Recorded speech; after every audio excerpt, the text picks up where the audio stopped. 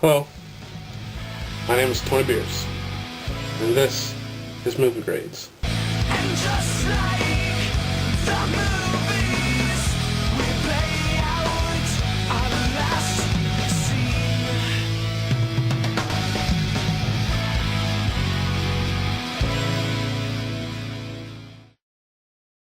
Hey everybody, Tony Beers here again, and I'm feeling lazy again today, so this is gonna be another review with just pictures this time. The movie I will review for you is Wolfman. Of course, this is a remake of the old classic horror movie Wolfman from the 40s. I first like to say this is gonna have a lot of spoilers in it, and I also like to say that I had not seen the original Wolfman. I've never really seen any werewolf movies that I really liked. The closest thing to a werewolf movie that I really liked is Teen Wolf and Monster Squad.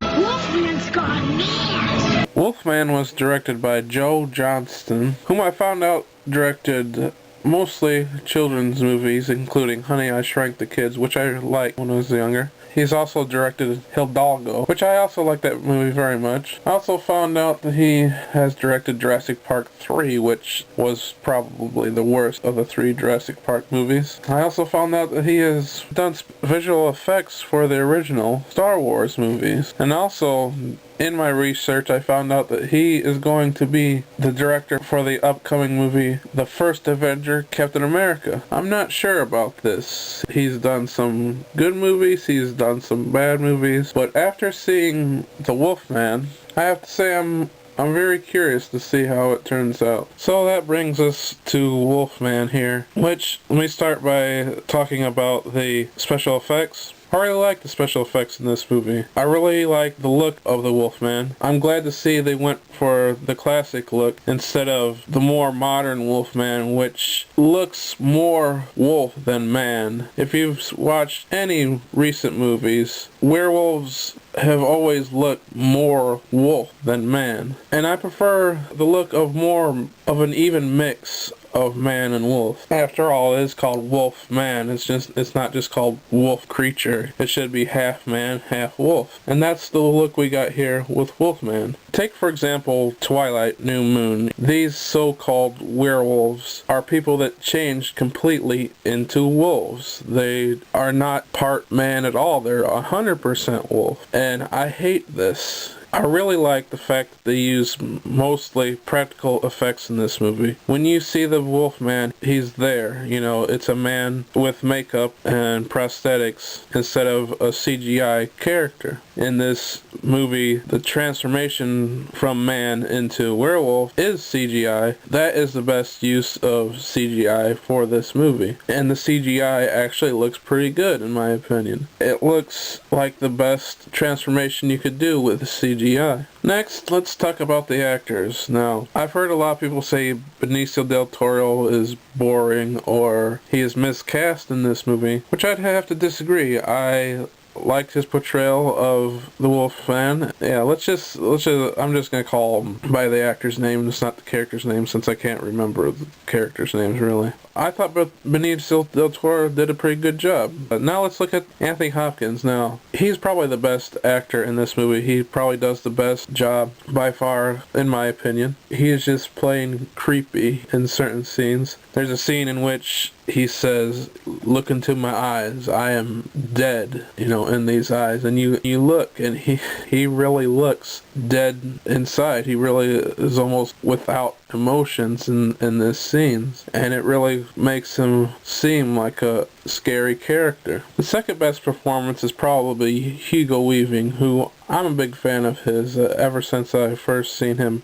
as Agent Smith in the Matrix movies. Every movie I've seen him in, he does a good job, even though the movies that he is in aren't so great. Specifically, the Transformers movies, as when he did the voice of Megatron. The Transformers movies aren't so great, but he's pretty good in him. I enjoyed him as Megatron. So he's really good in this movie. He plays an inspector looking for the killer of several people from the town. Emily Blunt is in this movie, and she is adequate. I have no complaints about her in this movie. There's nothing that really stands out about her performance, but she's pretty good. The basic story of this movie is that Benicio del Toro's character is called back to England from America because his brother has been murdered, and he comes back to try to find out who killed his brother. Along this way, he's reunited with his father, played by Anthony Hopkins. He meets his brother's fiancée, played by Emily Blunt. In trying to solve his brother's murder, he is attacked by a creature, and when he is attacked, he is scratched, and this scratch causes him to become a werewolf himself, as he finds out later on in the movie. And he meets up with Hugo Weaving's character, who I said is the inspector, suspects Benicio del Toro of the murder of his brother. We later find out that Benicio del Toro's character was sent to an asylum by his father because Benicio del Toro seen the death of his mother. Okay, let's talk about the action in this movie. It's actually pretty good. It's actually pretty gory, which really surprised me. I wasn't expecting this to be as gory as it was. So anybody who doesn't like blood and guts, you wouldn't like this movie. Anybody who loves blood and guts, you probably will love this movie. There's a couple of scenes in this movie that I kind of didn't like, only because they're kind of dumb, or the characters seem kind of dumb in these scenes. Like, for example, spoiler here, there's one scene where Benicio del Toro's character actually does warn them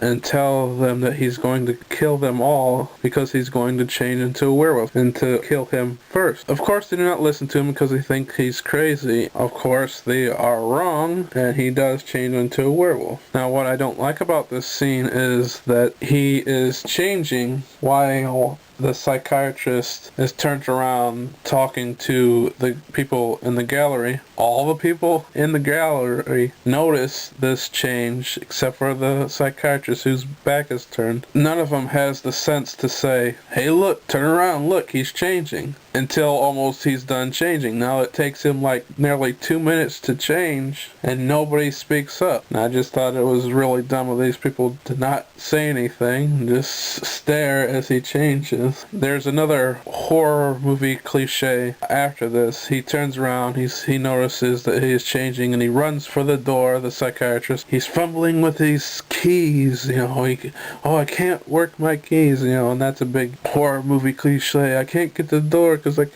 I'm too nervous with my keys, and so I just thought that was a little too cliche and a little too dumb of these characters not to notice this. There's another scene which was also kind of dumb, in which, big spoiler alert here, Benicio del Toro figures out that his father, Anthony Hopkins, was the original werewolf who bit him, and he also killed his mother, so he comes back for revenge. There's a scene where he's holding a double-barrel shotgun to Anthony Hopkins. He has a chance to just shoot him and kill him, but instead, just like another cliche, he just lets the villain have his big long speech before trying to shoot him. I just thought that was kind of dumb. I couldn't help but think in my head, you got him, he's there, shoot him already, shoot him dumbass, shoot him. Of course, he doesn't shoot him. So, this is not a perfect movie. It's not fantastic or amazing. It's not a bad movie either. It's actually pretty good.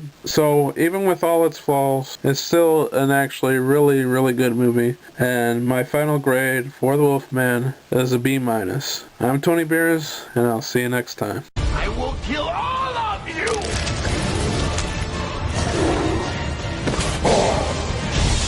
Wolfman's gone mad!